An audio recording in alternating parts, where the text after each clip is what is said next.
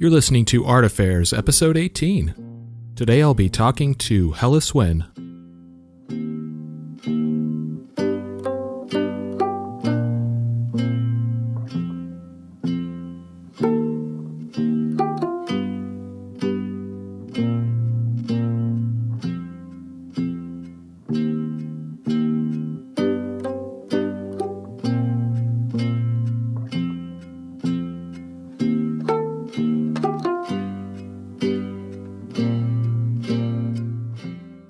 Alright, so my name's Michael Faith, and this is Art Affairs.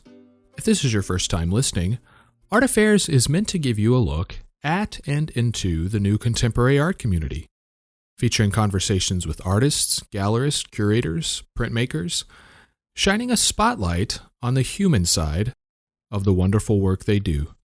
You can dig through previous episodes, complete with show notes, at artaffairs.podcast.com, and you can check out new episodes on all your favorite podcast platforms. Of course, if you like what I'm doing here, be sure to subscribe. And you can always connect with the show on Instagram and Facebook at Art Affairs Podcast. On Twitter, it's at art_affairs. All right, so today's guest is painter Helice Wen. Helice is probably most well known for the paintings she creates about women, and mostly featuring moments of intimacy. Her work explores the interior, exposing her own inner feelings and emotions. We talk about this use of intimacy and sexuality in her work on the show. We also talk about her move from China to San Francisco as a teenager, her recent experiences creating large-scale works, and a whole lot more. So I hope you enjoy my conversation with Helice Wen.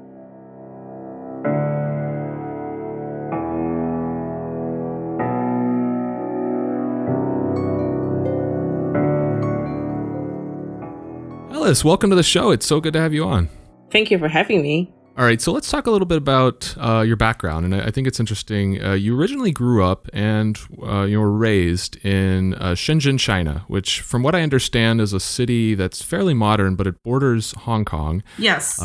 It's broken up into several districts, right? So each having their own sort of character. What was the area that you grew up in?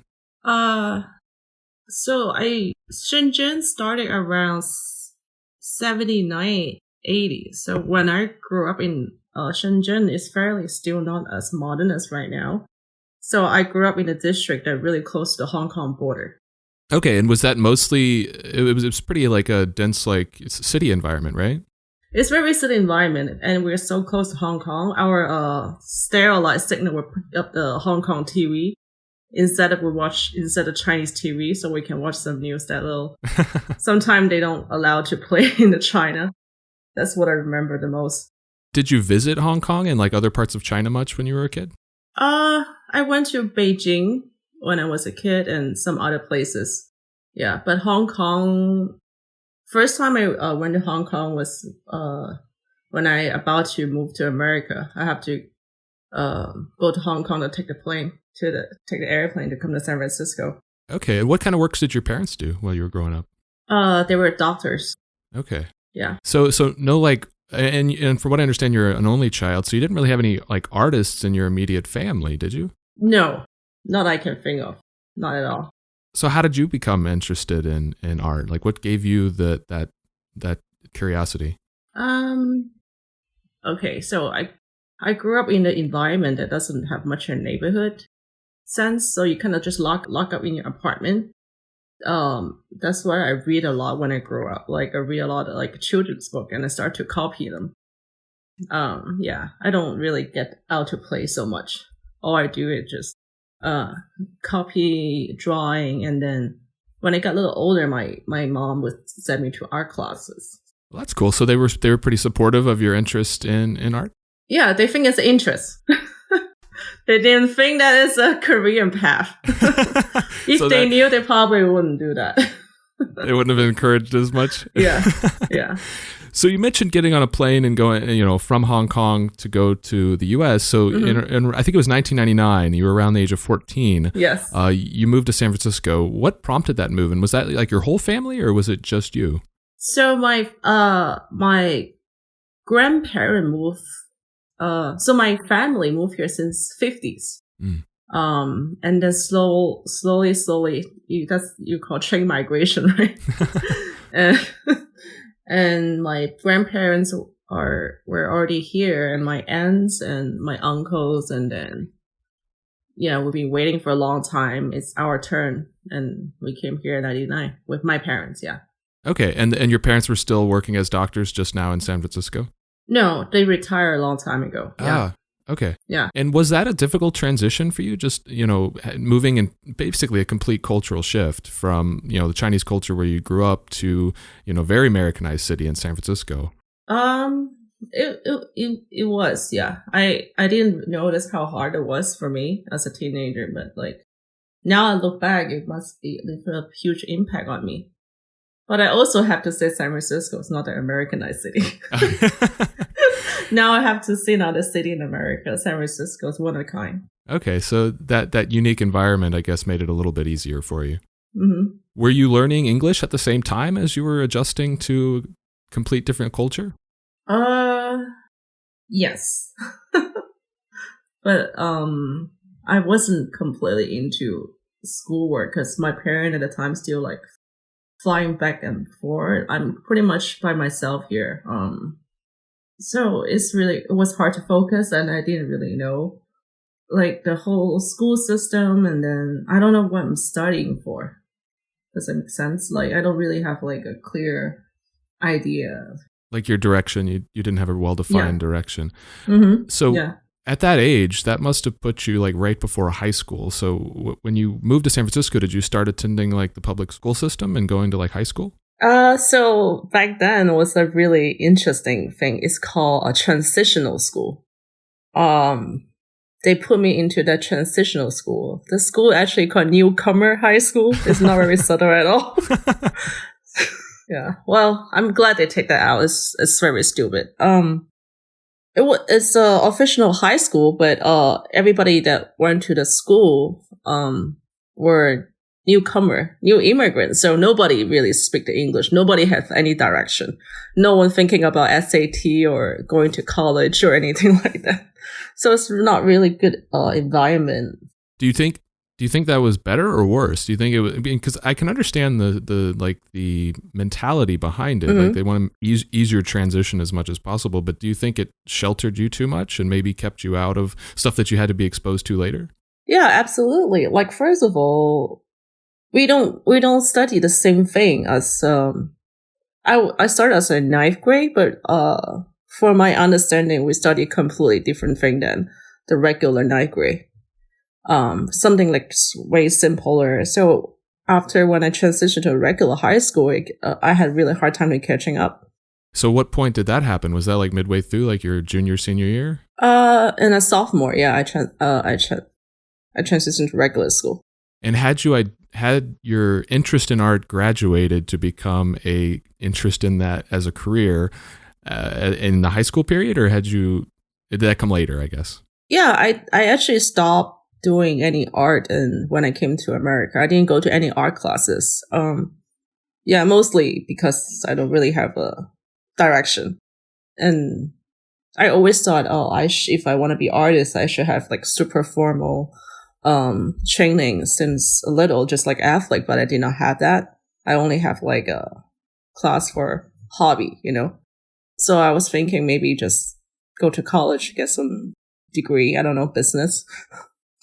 So when did that change? Because you went to the Academy of Art in San Francisco. So at what point did it shift from that just pure like hobby to a career interest? So I went to SF State for a year, and it's a pretty good college in the city, but I just not feeling I'm doing anything. I didn't get really interested in those like a GE class, and I feel like, why don't I just go to art school and, do something I always want to do? Yeah. Yeah. And so were your parents still supportive of that decision? I think so, because it's a school. You get a degree. Like, did they have other ambitions for you or something, and you just diverged from that? At that point, they can tell that that's what I want to do. Yeah. And again, since there's no artist in our family, we also do not know what's the career path for artists. Yeah, you didn't have a playbook to to go by. Yeah. They probably think, oh, maybe I can find a job as an artist painting in a big company. I don't know. I didn't know either. So you ended up going to the Academy of Art, and your main focus ended up being illustration. Was it always illustration? Did you go in with the desire to pursue a career in illustration? Yes, I want to do. So when I went to the tuition for the art school, I saw like illustration book that one of my teacher made. He became one of my teacher later on. And I look at it, I'm like, that's exactly what I want to do. I want to do children's book as the one that I read when I grow up. That's all I want to do. Children's book. And was that because you basically your entire interest in art started with children's books? Was that the reasoning? Yeah. Okay. And I read a lot too. I love literature. So I think, oh, that'd be great. One day I can write my own book and I do my own children's book. Well, I mean, it almost becomes this kind of like Ouroboros, like infinite cycle, where you're making the children's book that the next generation's going to copy from and become an artist. Yeah, but if you look at right now, who's going to read and who's going to copy children's book? And they become the next generation of Helice Wen. So maybe. So what kind of mediums were you working in while you were focusing on illustration? So all the art training that I had before, as I said, is not official. So I would do a lot of like a pen and ink, a pencil, and I do calligraphy, like Chinese watercolor. But when you get into academy, it's all about like gouache and start to painting oil for the first time. That was a big, pretty difficult for me. Yeah. Okay, and so you mentioned Chinese calligraphy. I wanted to ask you about that because from what I read, it was around 2007, I think, you went back to China to learn Chinese watercolor and calligraphy. Yeah. Tell me about that experience. What made you want to learn these techniques? Was it to sort of like reconnect with your cultural heritage, or was there something else driving that? So I was starting to working as a professional artist 2009, 2010. And as I keep working to find my style, because I think my style pretty much changed with me, changed with my personal interests. So after like long period of time that love with the Western art, I feel like what is me is still based on the Eastern like line based work. So I really want to go back to learn how do I do it better to find a more like authentic voice and also in now in like the China market, calligraphy is popular too, and they really developed to like a lot of contemporary way, and I really interested in it. So okay, very cool. And you also like you said, that was really the first time you had exposure to more Western styles as well. So it was sort of like you were learning both Eastern styles and Western styles at the same time. Yeah. What I guess was that were those Western techniques very, very different from what you had experienced and seen in China? Oh yeah, absolutely. From the concept, from the technique, from the idea of represent art, it's very different. But when you go deep down to it, it's just a tool, right? And I don't know. I feel like nowadays everything is just blend in together. If you learn different thing, you eventually find a way to connect them all together and make it your unique voice. Okay. So in 2009, that's when you graduated. You got your BA in illustration. Do you feel that the time that you spent there was valuable? Like, did it help you grow in the ways that you needed? Okay, let us put it that way. I really, really appreciate my teacher. I had the best teacher in they teach me so much at school. But first of all, the art school didn't prepare us much for the real market. I think basically illustration wasn't never like what before, like golden era illustration time. At the time that I graduate, it's very transitional, right? Like the printing things dying down. And my teacher even though they have a great skill, they kind of have the mindset of the older business time. So they didn't really know how to prepare us for the transitional time to be illustrator. Okay. So some of the things that they were teaching you weren't really relevant anymore, it sounds like. Yeah, I mean, I was still like going to Kinko's, print out like portfolio, try to send to art director at the time. It was so like no one look at it. Yeah, it's just not very relevant. Right on. So once you graduated, did you immediately go into working for children's illustrations? I did 7 books, but they're all digital and not printed out as I wanted. But it was a good practice. Because in illustration they have really tight deadline, and that kind of get me to know that maybe that's not for me. Yeah. So like, what was the nature of that work? Were you collaborating directly with an author, or was the publisher like giving you assignments? Like, how did that all work? Yeah, the publisher gave me assignment. Okay. Yeah, they just give me like the script, so I had to do an illustration. So you didn't have any kind of connection with the authors in any way? No, it's not very like a complex story. When a story is about potty training, so it's not a really deep. Was it heavily art directed? Like, were they telling you exactly what they wanted from you, or were they giving you some creative freedom at least? Yeah, some creative freedom, but they're not really looking for like something super like that perspective and inspiring color. It's more like very clear and target, and for kids that look at iPad, and for the parents to show the kid in the iPad. So okay. Yeah. And so they were distributing it digitally, but were you working digitally, or were you working in traditional mediums? So that was the thing. I wasn't really good at digital. So at the beginning, I would like hand paint everything, and I tried to like edit a little bit on a Photoshop, but that took so long. So at the end of the book, I do all digitally. Yeah. And you got comfortable with that? Yeah, I do. And you have to be fast, right? Illustration, like you gotta get to figure out a way to do that. So you grew up loving illustration. You went to school for illustration, and you started your career in illustration. So when did you start to move into the fine art world and start shifting your focus to gallery work? So toward the end of my college year, I actually started taking a lot of fine art classes.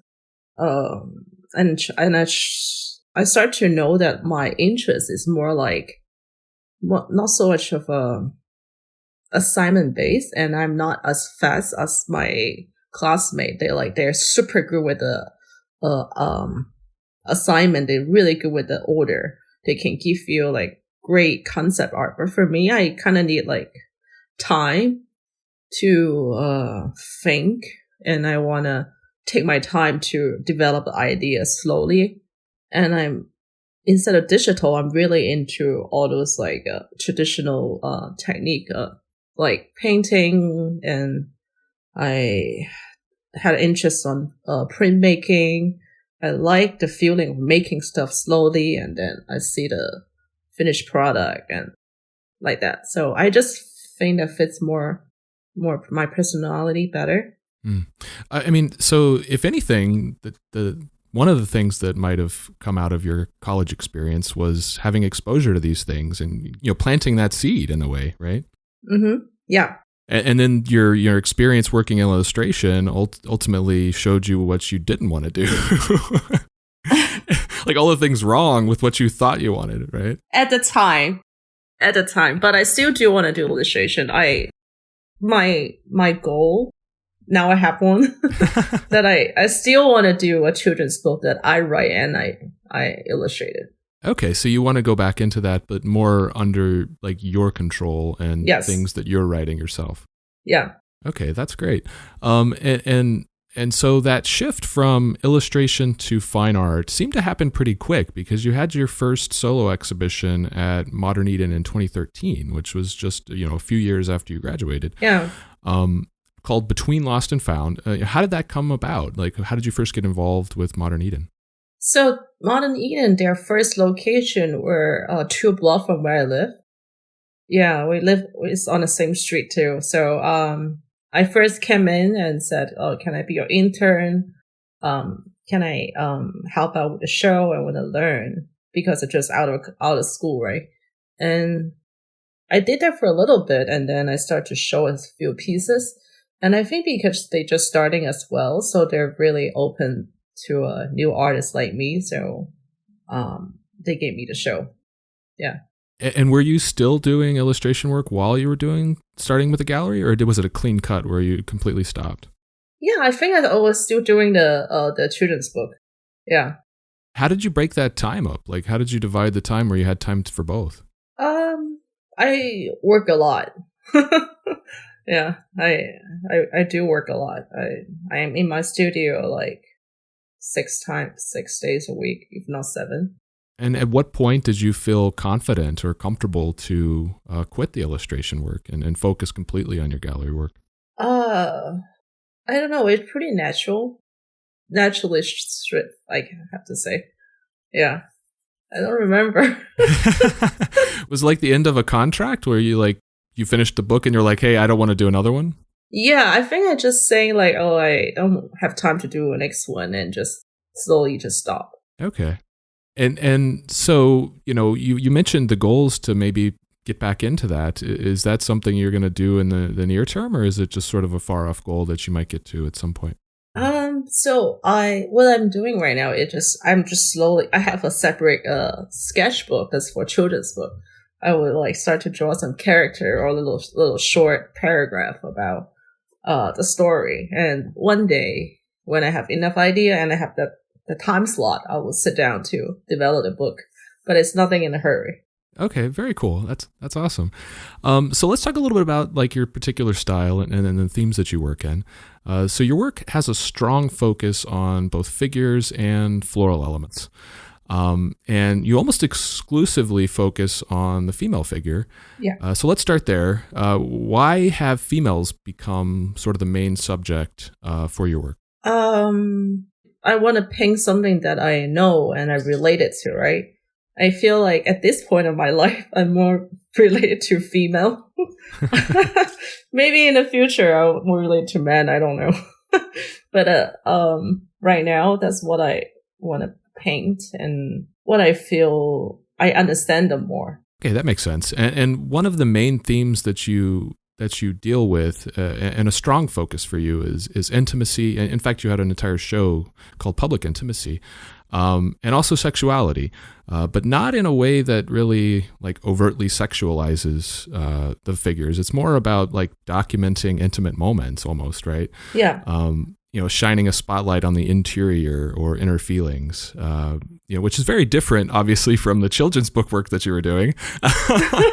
Yeah, kids gotta grow up. Right, exactly. So help me understand that transition, or was it even a transition? Was it just two different aspects of your personality? I think I think that's just two different, like two of many different aspects of my personality. I think that's a good way to say that. Yeah. Okay, very cool. And so I guess, and since you did start doing those at the same time you were doing illustration, it almost seems like these were just two different outlets for your self-expression, almost. Yeah. I never really paint myself or do a story that based on my own experience, but yeah, you could say that.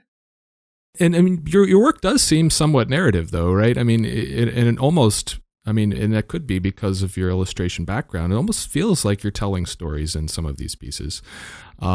Is that the case? Are you trying to communicate something through them? I do. At the beginning of my painting gallery career, it's more like emotion, or like a little sad or a little happy or like concerned, things like that. But as I grow a little older, I do want to create a little more complex of narrative in my painting if I can show that through my image. Yes, I always have a little story inside of my head, and I try to give some narrative elements. And are these stories, they seem rather personal just from the outside. Are these stories about yourself and your experiences? I don't consider myself have a really complex life, like a super exciting life story. It's more like how I experience the world through me. It's nothing like really dramatic, but in a more like a sensitive, emotional way. Okay. Yeah. So in addition to female figures, you also there's also a heavy presence of floral elements. That's a common subject for you. Yeah. Do you attribute any kind of meaning or symbology to the flowers that you portray? So I really like pattern. I think I'm more into pattern than the flower, and flower is a natural pattern. Um, my whole idea is I use the pattern to fill the space. Use the the line work in the nature just to divine the image. That's more than I like flower. I personally don't really like look at flowers so much like I would study and not so much of that. But I do when I do painting now, I do pay more attention. I would like if I do a story and I think a theme, the flower I would do the research of flower in the region. Mm. Yeah, and that would match up the theme. So that's been something recent then? That's a recent thing for you? Yeah, more recent. I as I said, like as I grow, like I just pay more attention to details. I try to. It's part of a narrative, like illustration. You have to be getting the right detail, accurate detail. So what goes into that choice of flowers? You said it was about the region. Is it the region where the show's happening, or a region for the character, or like what goes into that? Like a piece I did last year is about, the name is called On the Nature of Moonlight. So that piece was, I want to do something about nighttime, and I had that in mind. And I went to there's a place, it's called Conservatory of Flower in San Francisco. And I went inside to look at a flower. And I saw a flower that's really, really weird looking. Like it's very strange. It's hanging down from a branch and like this, a bell shape like this. Oh wow. And I look at it like, it's not that nice looking anyway. It's just caught my attention. And I look at the flower, and I just took photo of it. I didn't think much. And when I get home, I keep thinking about nighttime. What flower is at nighttime? And in Chinese, there's a saying called, it said 昙花一现. It means that flower only open at nighttime. Oh, wow. Only open, it's, the saying is kind of describing a situation only happened really briefly. But that flower, in the nature of flower, they only blow in the nighttime. And I remember I had that flower when I was little in China. So I started to search that flower image. That was a flower I took at the Conservatory Flower earlier that day. Oh, wow. It's the same one? Yeah, it's the same one. I didn't know. Maybe it's deep in my memory. Subconsciously, yeah. Subconsciously. So I don't know if that story tells. No, that's amazing. Your question. No, for sure. No, I think that's cool.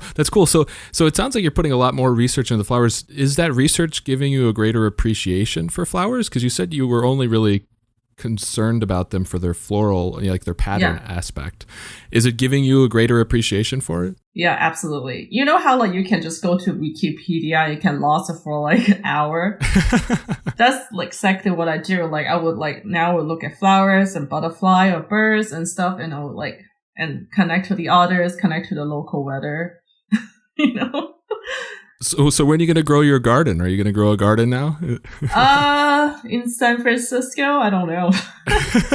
Or I like, San Francisco apartment, and I don't have a yard, but I do like now since the quarantine, I had more time to do hiking outside in the city, explore the plants that back then I didn't really have time to or didn't pay attention to.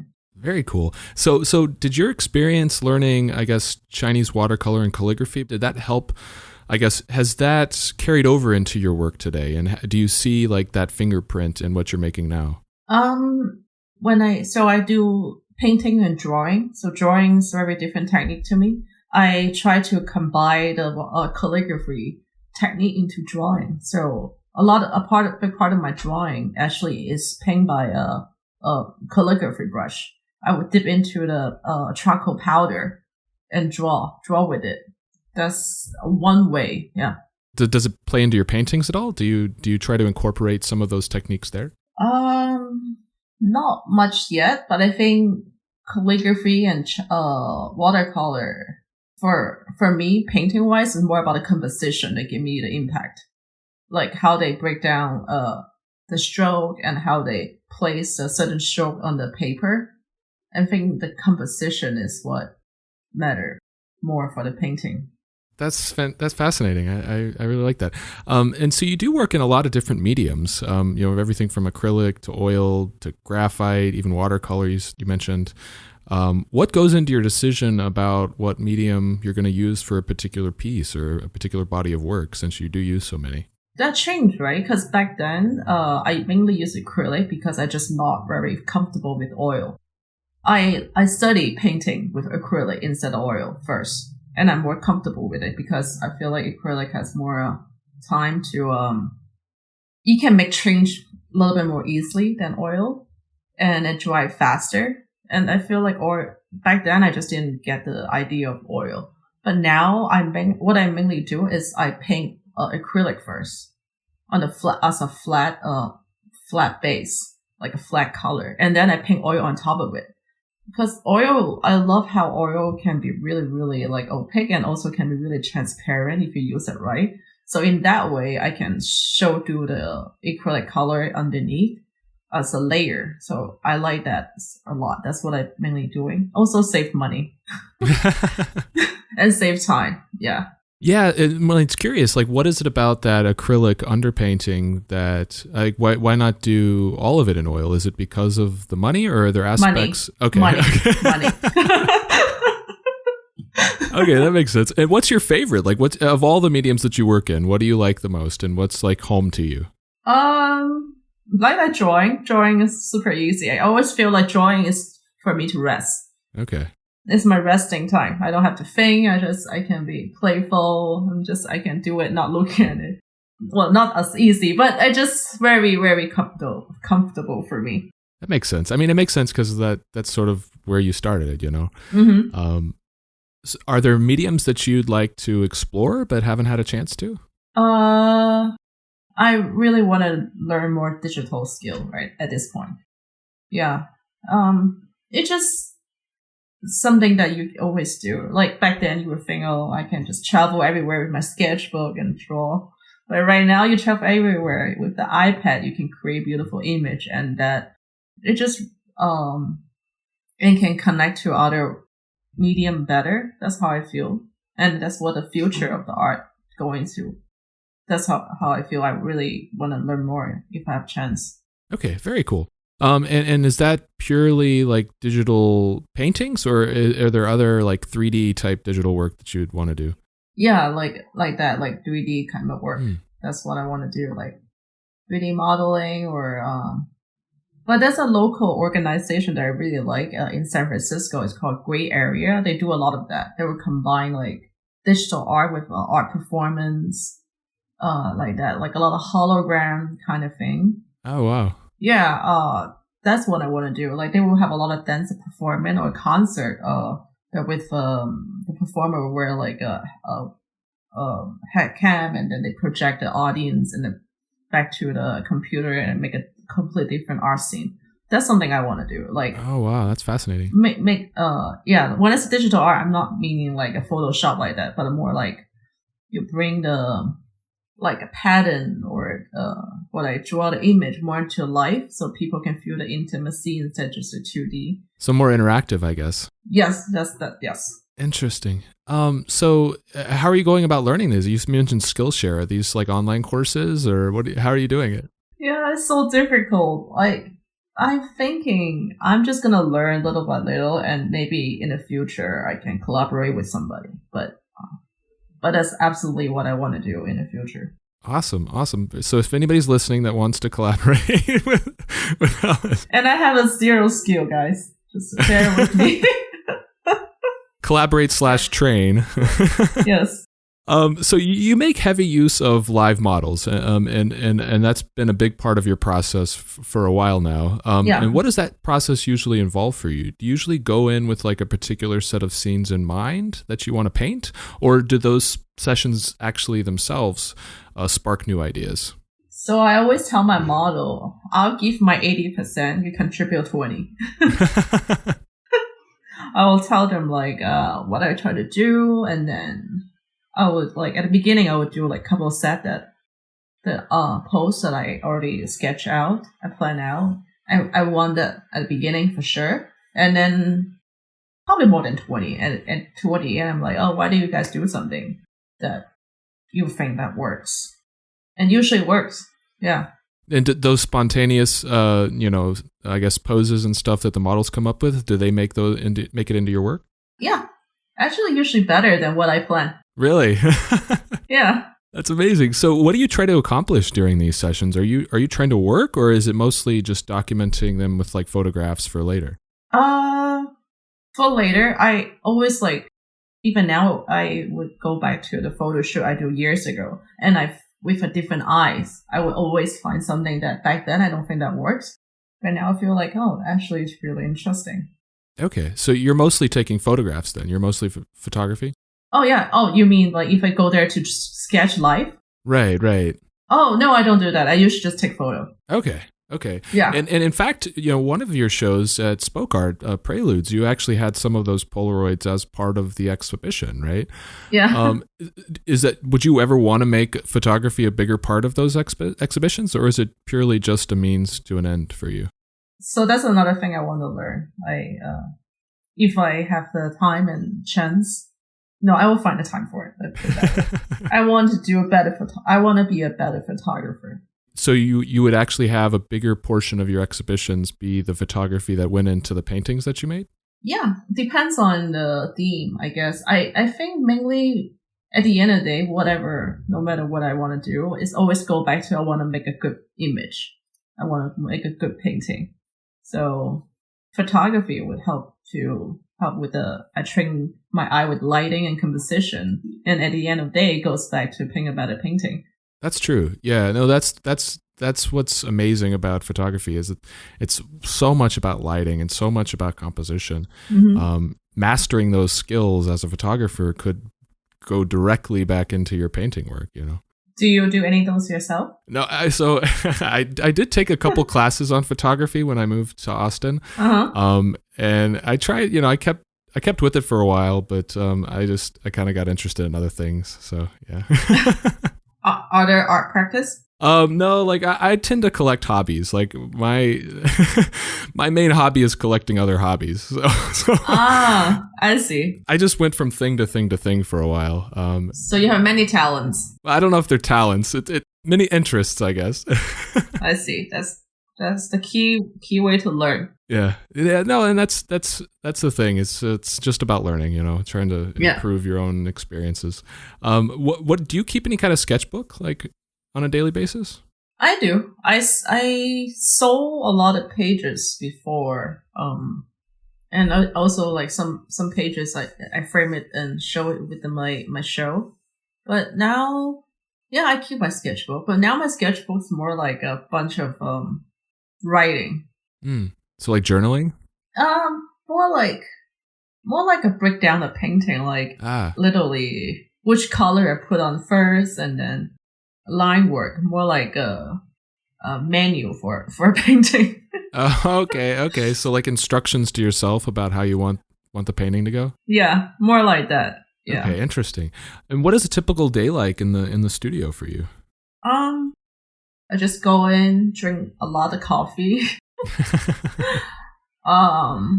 During the day, I'm more like I'm better working at nighttime. So I think like during the day is more for like researching and planning for me. But nighttime is the better time for me. I can just like quietly finish the painting. And do you work from home, or do you have a dedicated studio space? I have a studio. Yeah. And has that been difficult with quarantine and everything? Have you had to move some of your work home, or are you still able to work out of your studio? for the first 2 weeks, I did move my painting home, and I paint on like a wood panel, so it's super heavy, and I have no easel at home too. I'm like, I can't do this. My back is hurting. So I pretty much back to the studio in like week 3. Okay. Yeah. Let's talk a little bit about the larger scale works that you've done in recent years. And in fact, on your Instagram recently, you finished up a large metal panel piece. Yeah. What was that for?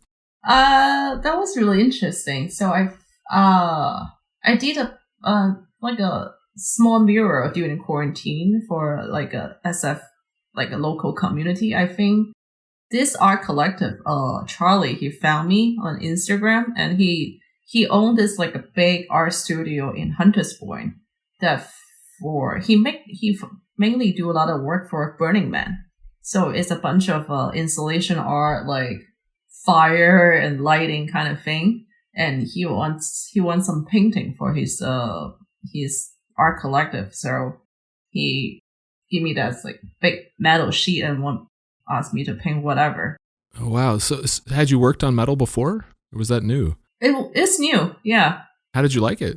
I love it. So at the end, he actually gave me some metal Oh, nice. to bring home, so I can paint it for the show in the future. But I absolutely love it. Awesome, very cool. And you mentioned the mural that you also did. Tell me a little bit about that, because you've done a couple murals in your career. What was the recent one for?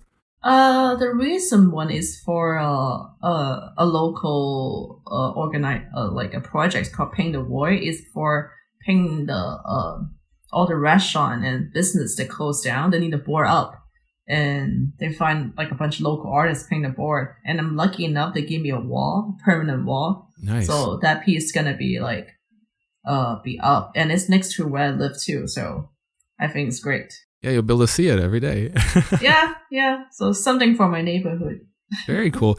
You've also done a even larger one back in 2018. You went to, I guess, Bright Walls Jackson in Michigan. Yeah. Was that your first mural, or had you done ones before that?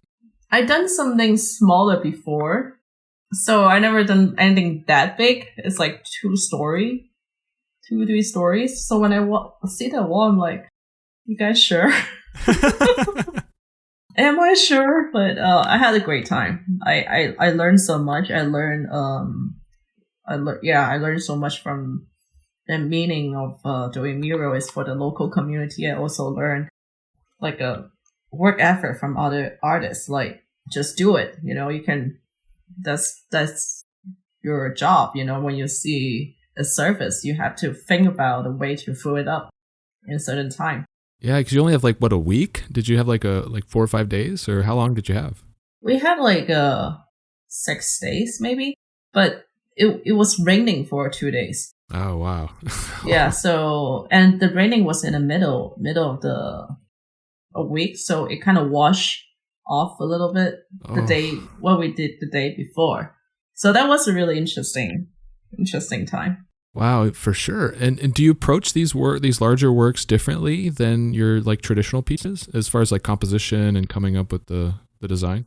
I'm still learning. I'm really, really new to mural and large scale work, but yeah, I do have to think about how's that piece gonna be in part of the environment, and I'm kind of so my artist friend always make fun of me when they see my work. I usually use super tiny 0.05 brush to do this, and then I really care about little detail and line. But when you do the big work, you kind of have to get rid of it, Yeah, you have to simplify it, I guess. Were you using spray paint, or was this all brushwork?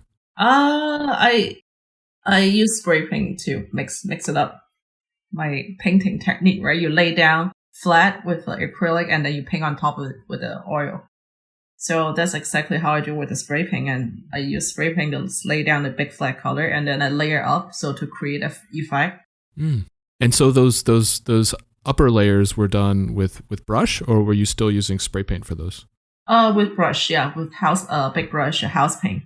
Okay, very cool. And do you like working at these large scales? I love it. I hope I can do more. I suppose have some more gig before the quarantine, but I think they all cancel out because that all the mural festival. I don't know I don't know if any others still get that, but for what they invite me for, they cancel. Do you think they'll reschedule it at some point, or? I don't know. Look at the Olympic. I don't think Mural Festival is the most important, I guess. Right. No, I understand. How do you feel about doing like public work and just working out in the elements? Because I mean, that was Michigan, so it probably was pretty cold. Yes, that was one day I wear like 4 sweaters because I've never been to Michigan before. I didn't know it was cold. Yeah, it gets a little frosty there. So, I mean, public work in general, where people are able to kind of, see your work in passing, how do you feel about that opposed to gallery work? Oh, I love it. I want to do that more, and it just gets so much more impact on it. And until today, so I only do like a few mural, right? But until today, when I see people tag me on a mural, I'm just so happy. Yeah, it's way less money than gallery for sure, but I just the way that you feeling that's what a painting about. That's about sharing. It's about more people can see it. That's what matters. Yeah, and so I guess then the challenge is to find ways to do some kind of a balance where you're still able to do some and do the other to continue to have a living. Yeah, I actually in a pretty good happy place right now about my career. I feel like I'm more confident about my technique, and I don't really figure out over timing and things. I absolutely have more confidence. I can handle more at the same time. I can switch more easily. Like not like back then. I get like overly thinking on a project. So you found a way to let some of that overthinking go? Yeah, just let it be. That I always think when I do something really bad, I think like just tell them don't put it up in my funeral. That's fine. Make sure that that's not the one. Then I'm good. Right. Really no big deal. Right on. So back to your time kind of growing up in China, near Hong Kong. Have you been able to make it back to Shenzhen recently in recent years? Do you go back? I went back 2 years ago and I stayed there for like a month. I wanted to spend more time, but last year has been busy and this year because of the pandemic. Yeah. But I still want to go back. I wanted to because I starting to working with a gallery in China, and I do want to go back to be there to see how's it like and how's their art fair like compared to here. The time that you spent there a couple of years ago, did it feel very different from what you remember when you were growing up? Oh, absolutely. I feel like outsider. Have you been to China? I haven't. No, I'd love to go. I just haven't. What part should I go to? Like, you tell me. What do you like? I've always loved, like, when watching documentaries or stuff like that, I've always loved, like, the more rural areas, like the tea farms and stuff like that. Oh, then go to Yunnan. Like, go to see the tea and the coffee and all those like a more indigenous people village. Yeah, I mean, if you ever go, I'll let you know. Yeah, for sure. So let's talk about what you have coming up. Do you have any shows that you're working on right now? Yes. So I suppose have a solo in New York at May. That, so we were about to reschedule before the movement. So I don't know. So hopefully it's still gonna happen in October. October. Okay. Where is that going to be? Stone Sparrow in New York. Okay. Very cool. It's a new gallery, and I actually visit them in New York last year. I really like the owner, Maria. So, and it's kind of like a dream, right? You have a solo in New York City. No, for sure. So what can you tell about the show? I mean, have you completed it, or are you going to still add more work now that it's been pushed out? I still have more work now to do. Yeah. Okay. What's the theme? Can you share, or do you want to hold off? The theme is more about balance.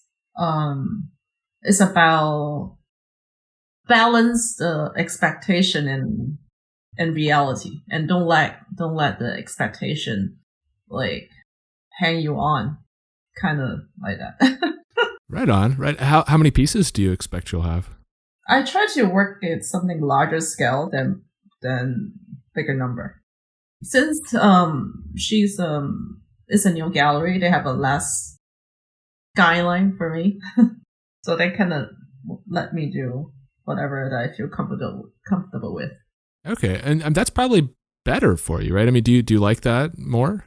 I do like it. Yeah, I'm actually super happy about it. So because some gallery they kind of expect me to do like my girls and those usually sells pretty well, but I'm not necessarily like feeling that vibe all the time. For sure, yeah. Yeah. I mean, yeah, as a solo show, it should be, kind of authentic as far as what you want to do, Exactly. So where can people find you online? I'm pretty active on Instagram, just Helice Wen. Then you can find me on Instagram, and I usually look at DM too if you have any questions. Then Awesome.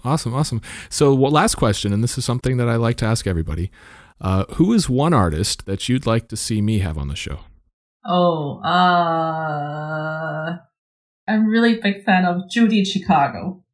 She's old school female artist. I would love to see her to hear her input on nowadays.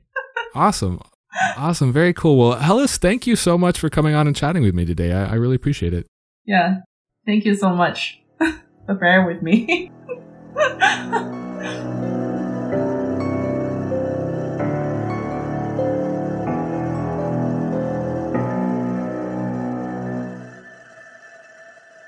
So that's it for this episode of Art Affairs.